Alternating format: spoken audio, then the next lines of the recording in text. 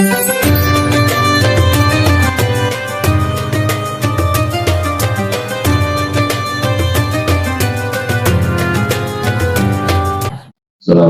warahmatullahi wabarakatuh. Bismillahirrahmanirrahim. Rabbi shrah li sadri wa yassir li amri wahlul 'uqdatam min lisani yafqahu qawli. Subhanaka la ilaha illa anta subhanaka innaka antal alimul hakim. Diceritakan volume berikutnya. Volume Al-Musannifu rahimahullahu ta'ala wa nafa'ana bihi wa bi'ulumihi fid dharain amin.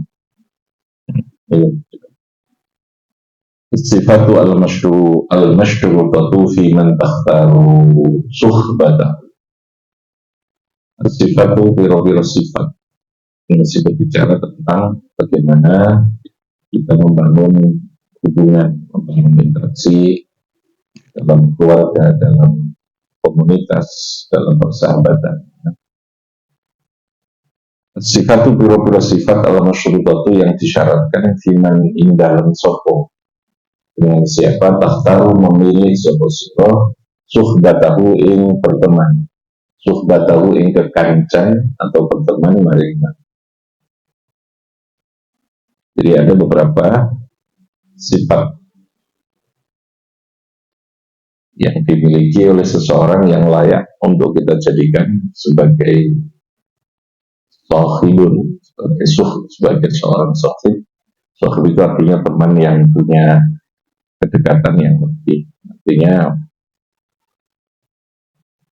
ada beberapa kriteria yang membedakan antara hubungan yang bersifat suhbah dengan hubungan yang bersifat di luar suhbah tadi. Jadi kalau Nabi itu menyebut istilah orang-orang yang dekat dengan Nabi itu dengan sahabat. Nah, sahabat itu dari kata suhbah tadi.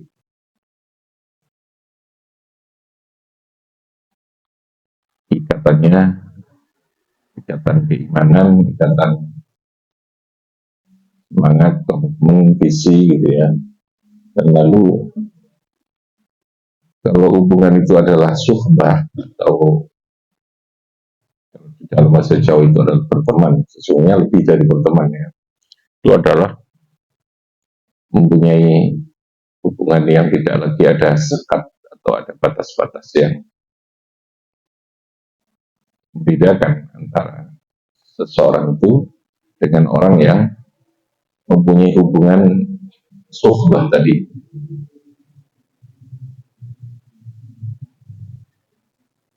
Karena begitu dekatnya hubungan itu dalam kehidupan kita, dalam sosial terhadap orang yang kita anggap sebagai sahabat itu, lalu direkomendasikan kalau mencari sahabat itu ada beberapa ciri orang, kriteria, sifat-sifat karakter yang kita lihat ada pada orang itu, dimiliki pada orang, sehingga hubungan itu betul-betul bisa terjalin dalam ikatan persahabatan tadi, sahabat itu. Jadi kalau Nabi itu dengan sahabat ya kasuhbatin Nabi, jadi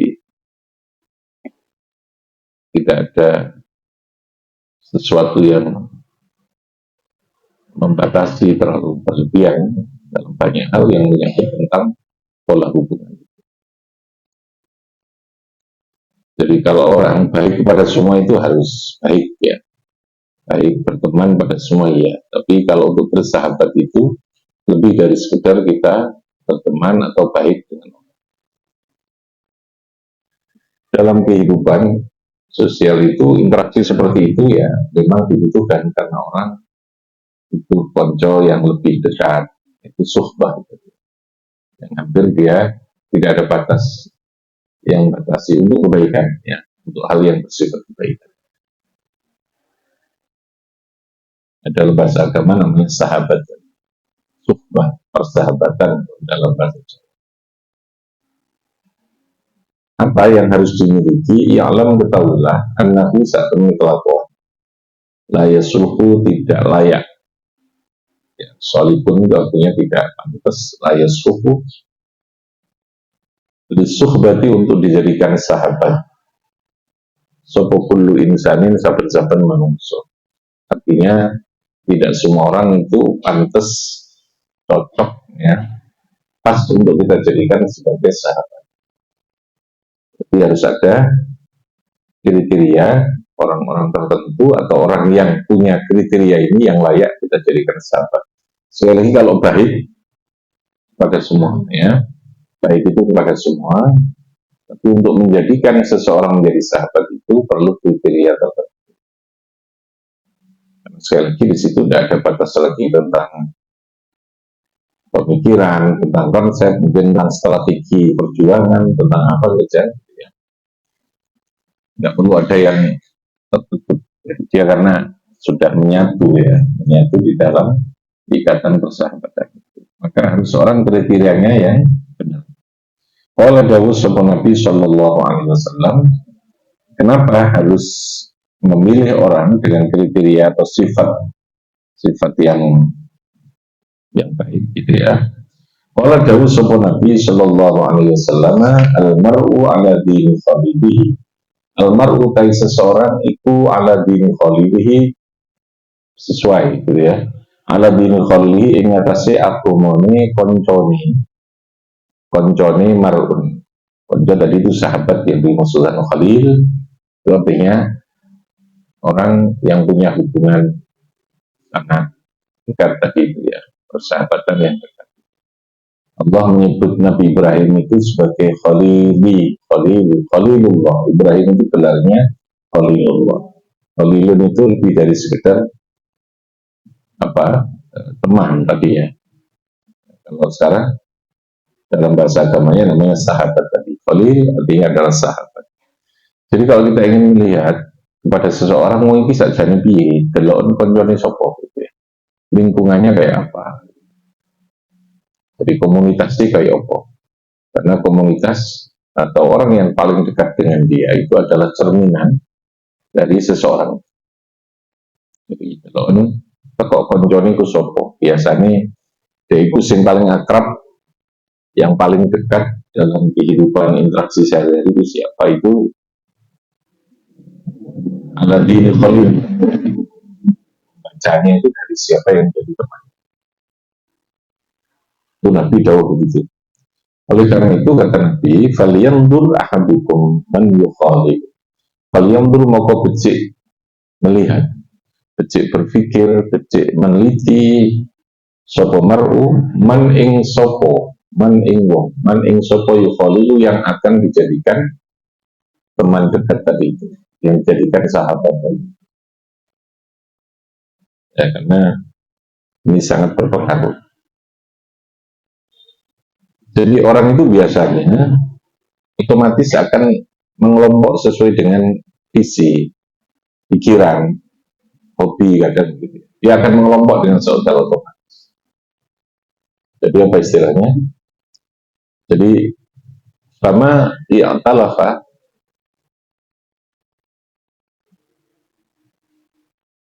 Fama ittafaqa i'talafa wa maftaraqa ikhtalafa.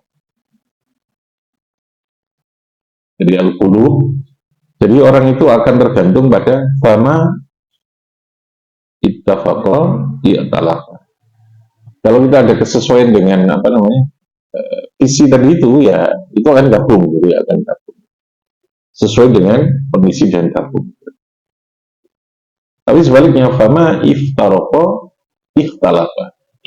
Kalau ada perbedaan jiwa itu maka dia akan berpisah secara otomatis, itu sudah karakter. Makanya kata Nabi itu al arwah junudun mujannadah. Ruh jiwa itu adalah bagaikan tentara yang mujannadah, yang dia akan berbaris-baris. Ruh itu jiwa. Jadi yang mendorong seseorang itu ketemu, bersahabat, berkawan, lalu menjadi teman dekat itu ya karena ruh itu apa? Junudun mujannada. Apa? dari kata jundun, artinya adalah tentara, junudun mujannadah, piro-piro tentara yang saling bersatu. Bahasanya Nabi di situ, fama ittafaqa i'talafa, kalau ada kecocokan itu dia akan saling mengasihi. Tapi sebaliknya, fama iftaroqa ikhtalafa, kalau ada hal yang berbeda, kalau nggak cocok itu, ruhnya itu tidak cocok. Ruh tadi itu ya saya katakan visi, jiwa, komitmen, semangat, latar belakang ilmu, hobi gitu ya. Kalau iftaroko, kalau dia iftaroko, maka dia akan ikhtalafa, dia akan berbeda. Maka yang kita lakukan ya kita harus membangun jiwa kita untuk menjadi jiwa yang baik, gitu ya, supaya ketemu dengan orang baik. Sehingga dalam Al-Quran itu dikatakan as-solihin, as-solihuna, lis-solihat, wal-qanitin, lil-qanitat. Jadi solihun itu ketemunya ya solihah, gitu ya. Kalau dia judul. Nah, orang api ya akan ditemukan orang baik. Maka yang harus kita lakukan, memantaskan diri kita untuk menjadi orang yang bisa ketemu orang baik. Yo, berusaha lalu dungo gitu kan. Nah, sekali lagi, seperti nanti dikatakan bahwa tiba itu surah. Watak itu atau karakter itu dia akan bisa mencuri. Mencuri itu artinya bisa mempengaruhi secara tidak terasa. Terjadi taghayyur itu tanpa terasa, merubah tanpa terasa itu akan terjadi seperti itu. Kalau lingkungannya dia tidak baik, yang asalnya itu api, bisa-bisa berubah. Tanpa terasa perubahannya.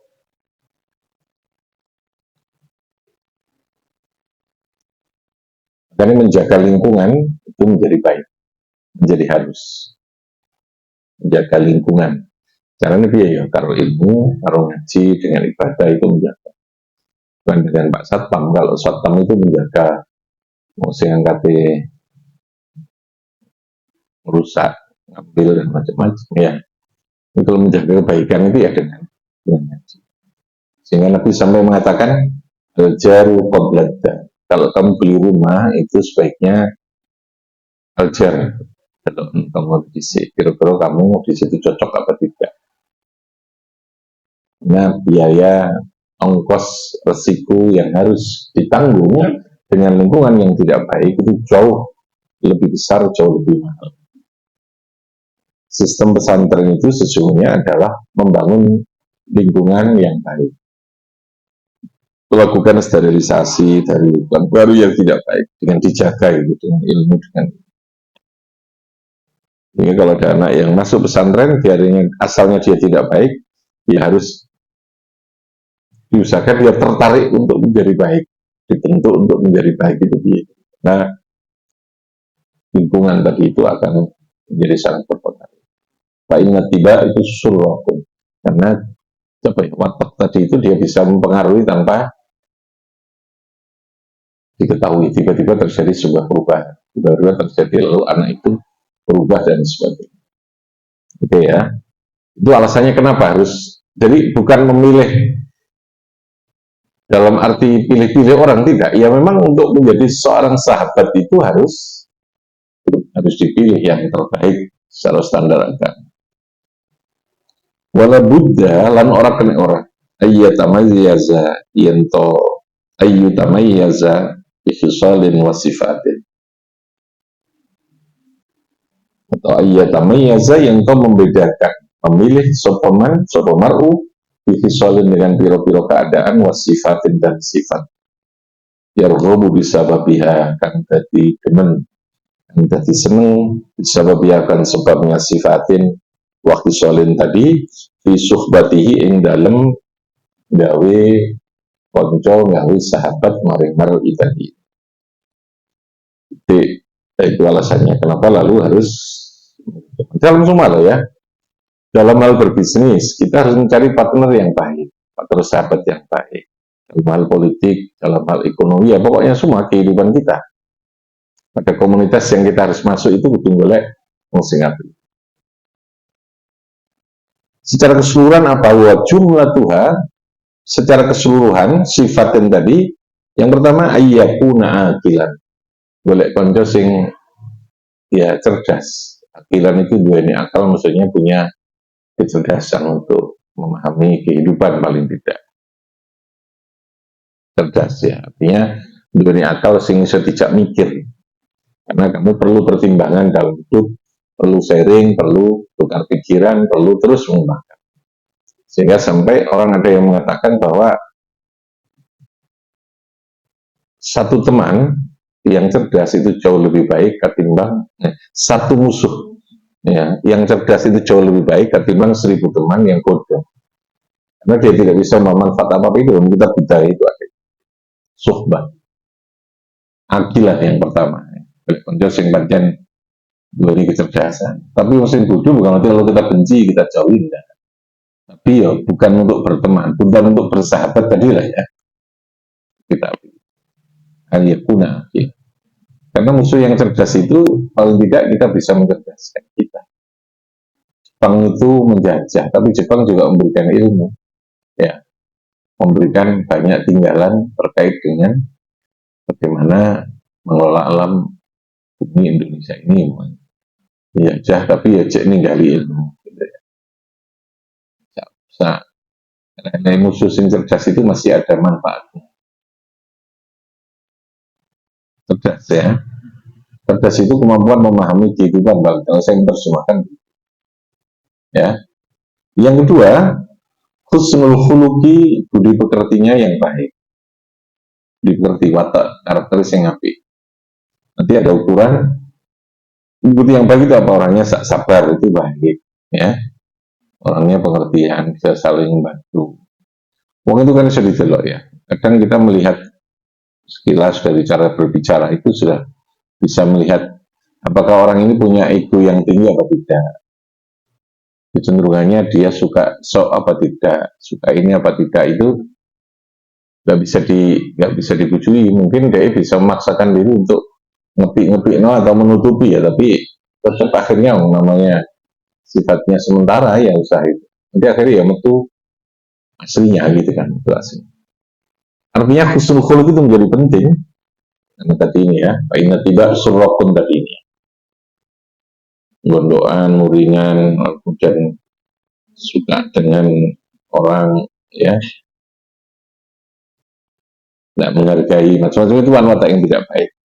Tidak tepat waktu, tidak disiplin, kemudian tidak fokus dengan tugas macam-macam. Itu karakter-karakter termasuk bakhil, termasuk ujub, merasa dirinya hebat ya, ego. Boleh konco sing apik. Ghairi fasik ini termasuk yang tidak fasik. Fasik itu lawannya taat. Jadi kalau fasik itu suka berbuat maksiat. Ya. Lawannya taat. Taat, orangnya ta'in. Orang yang mutakin, lawannya fasik. Kalau munafik itu berkaitan dengan keimanan. Munafik itu lebih tinggi. Munafik itu bawahnya, ya kufur itu munafik gitu saja. Cuman orang ketoro, orang ketok.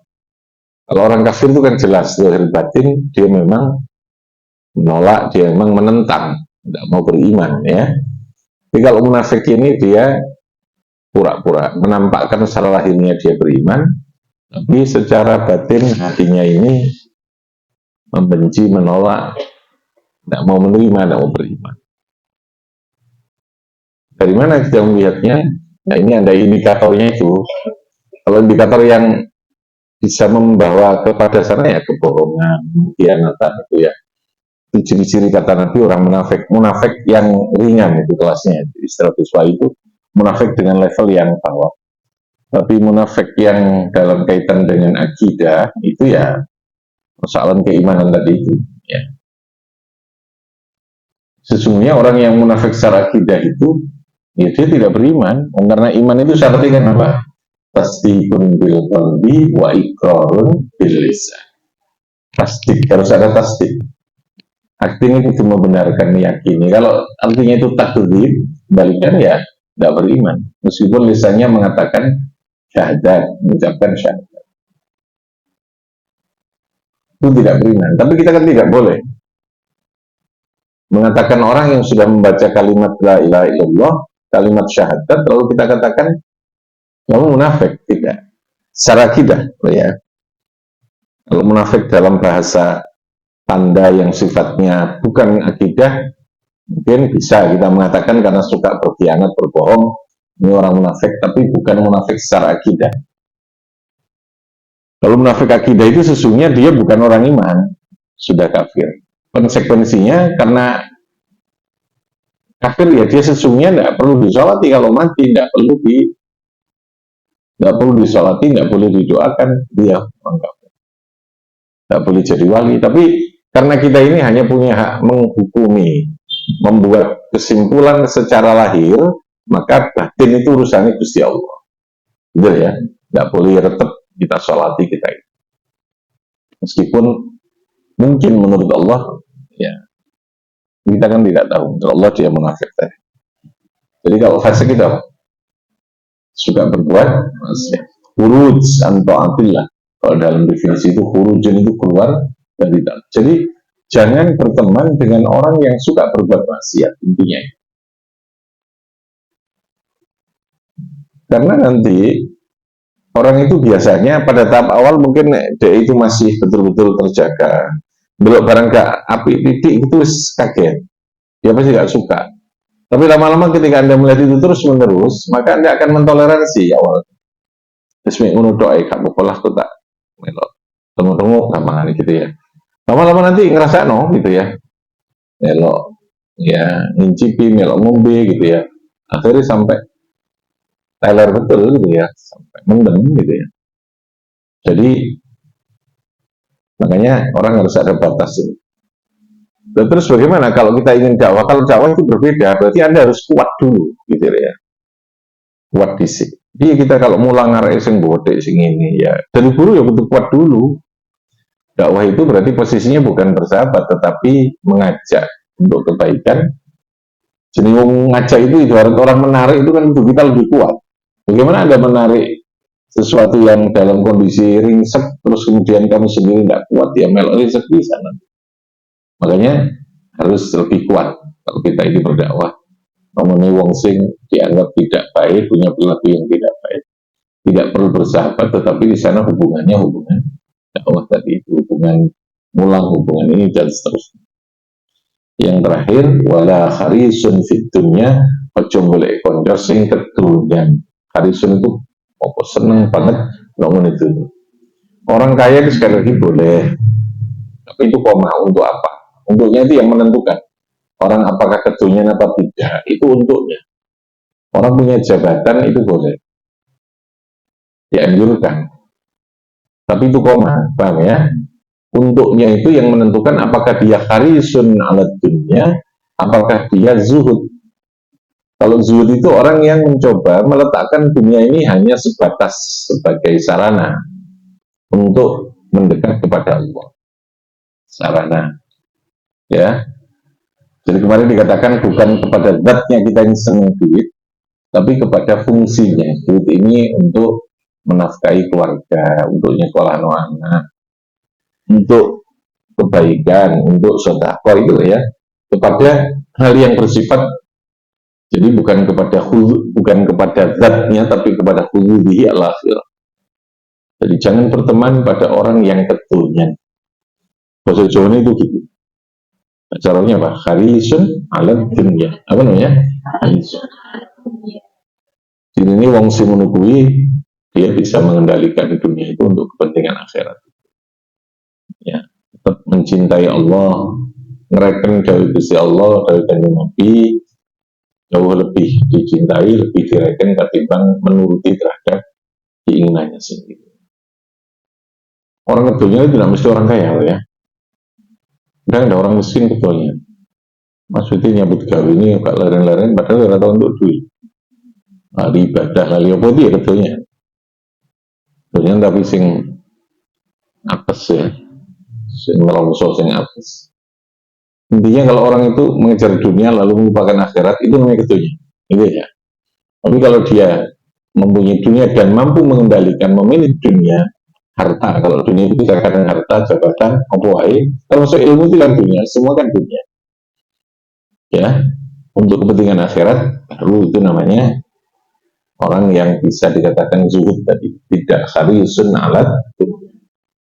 Orang yang kedunian itu kalau dijak konjokan dia iso nyatek, apa istilahnya, dia bisa tiba-tiba lalu memakan kita sendiri gitu ya, karena wataknya itu akan menjadi dia lebih mencintai dunia ketimbang kita sesungguhnya. Itu gambaran dari orang yang layak untuk kita jadikan sebagai sahabat dalam hati, karena sekali lagi kehidupan kita perlu orang yang kita anggap dekat, lalu kemudian bisa untuk melakukan komunikasi dan interaksi di dalam kehidupan. Oke, itu saya kira sifat al-masyruqah fi man takhtaru suhbah bi fawqana bi barakatihim